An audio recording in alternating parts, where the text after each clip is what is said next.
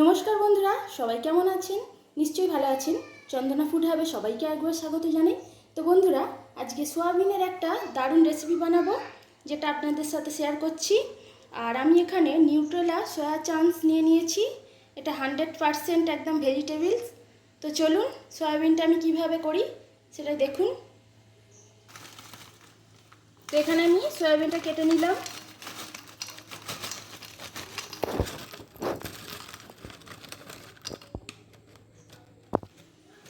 এখানে আমি 1 packet soybean নিয়ে নিলাম। তো আমি এখানে গরম জল করতে বসিয়ে দিয়েছি, আর এই জলের মধ্যে অল্প করে একদম লবণ দিয়ে দিলাম। এবারে সয়াবিনগুলো আমি জলের মধ্যে ভালো করে সেদ্ধ করে নেব।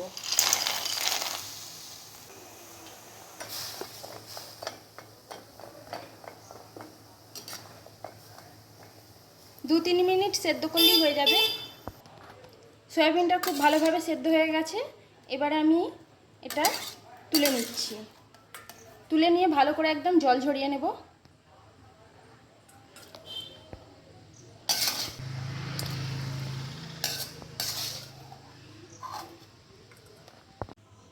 তো বন্ধুরা, সয়াবিনের এই রেসিপিটার জন্য এখানে আমি 2টো কাঁচা লঙ্কা কুচিয়ে নিয়েছি, 2 চামচ আদা রসুন বাটা নিয়েছি, 2টো পেঁয়াজ কুচিয়ে নিয়েছি একদম ছোট ছোট করে, কর্নফ্লাওয়ার নিয়েছি, এখানে ওটস নিয়েছি, আর এখানে বেসন নিয়ে নিয়েছি, একটা ডিম নিয়েছি। এরপরে আরও কিছু আমি অ্যাড করব, আপনারা দেখুন।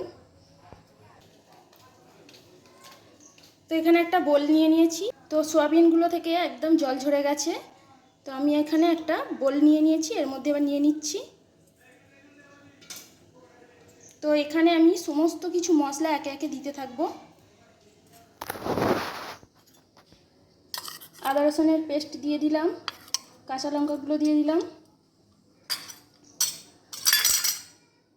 পেঁয়াজ কুচি,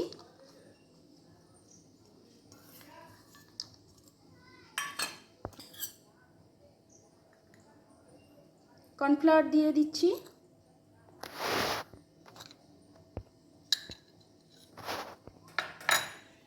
এখানে আমি এখন মোটামুটি সব 2 চামচ করে দেব। এরপরে যদি আরও লাগে তখন আমি দেব। 2 চামচ বেসন দিয়ে দিলাম,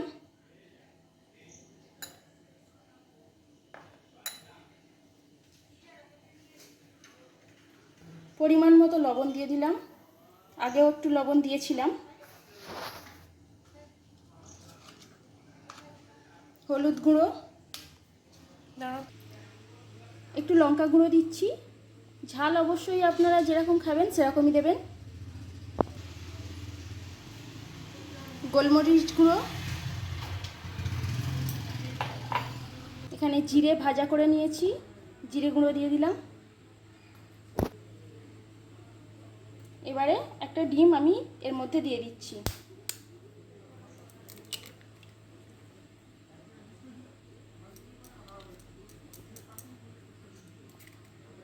এবার সব কিছু ভালো করে মাখিয়ে নিচ্ছি।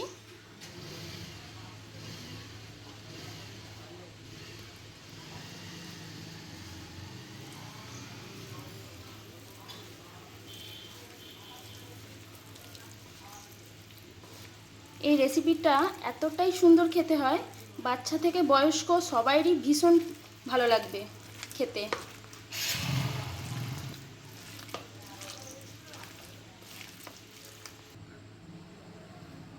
আরও 1 চামচ আমি বেসন দিয়ে দিলাম,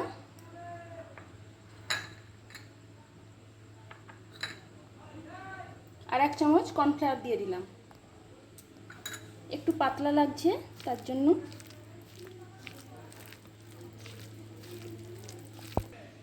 সব শেষে বন্ধুরা ওটসটা দিয়ে দিচ্ছি।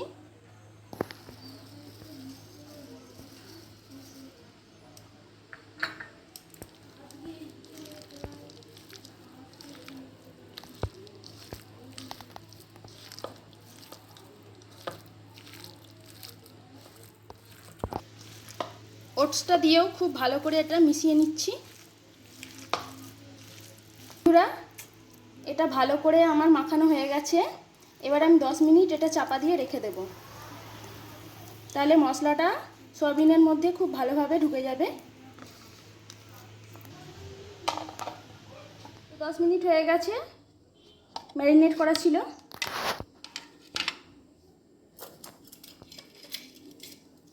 তো আমি এখানে কটা স্টিক নিয়ে নিয়েছি, এর মধ্যে আমি এবারে সয়াবিনগুলো পুড়ে দেব।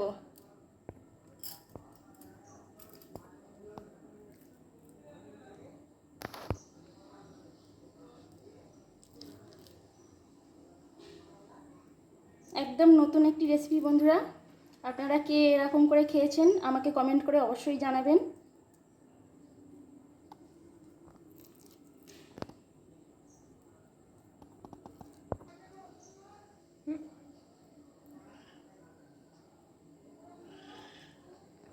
তো এইভাবে আমি সবকটা স্টিকে সাজিয়ে নেব।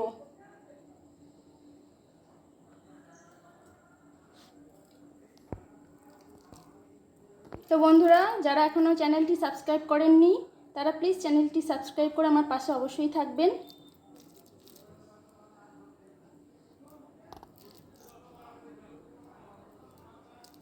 সবকটা সয়াবিন আমি এইভাবে স্টিকের মধ্যে দিয়ে দিয়েছি। এবার এক্সট্রা যে মশলাগুলো আছে এটা আমি এইভাবে লাগিয়ে দিচ্ছি।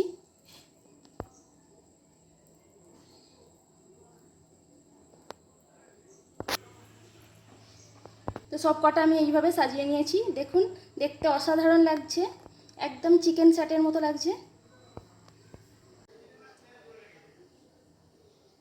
কড়ার মধ্যে তেল গরম করতে দিয়ে দিলাম।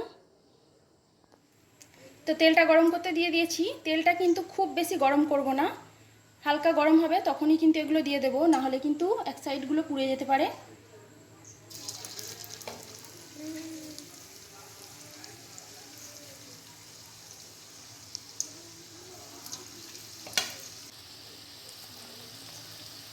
তো এইভাবে আমি দিয়ে দিলাম।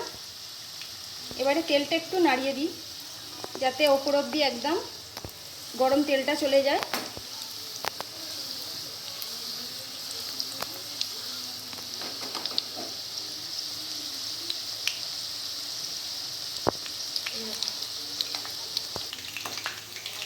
এক সাইডটা হয়ে গেছে, এবার আমি এটা উল্টে দিচ্ছি।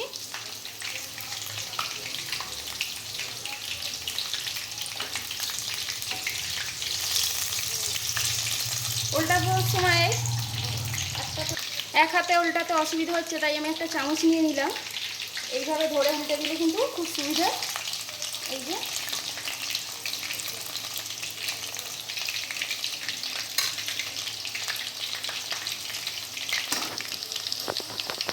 এগুলো উল্টে পাল্টে একদম ক্রিস্পি করে ভেজে নিয়েছি। দেখুন কত সুন্দর লাগছে দেখতে। এগুলো হয়ে গেছে, এবার আমি তুলে নিচ্ছি।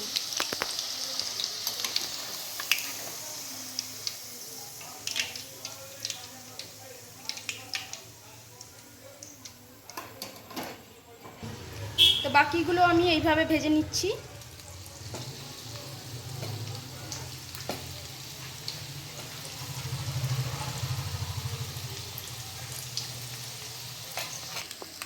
তো সবকটা আমি এইভাবে ভেজে নিলাম।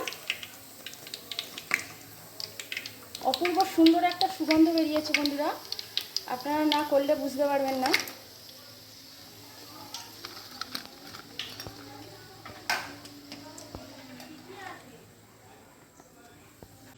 এর ওপর দিয়ে বন্ধুরা একটু সস দিয়ে দিচ্ছি।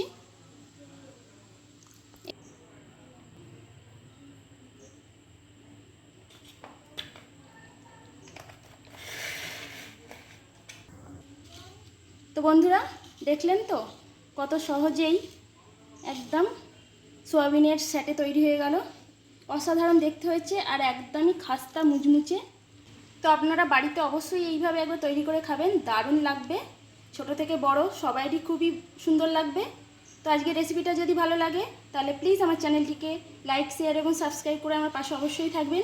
সবাই সুস্থ থাকুন, ভালো থাকুন। ধন্যবাদ বন্ধুরা।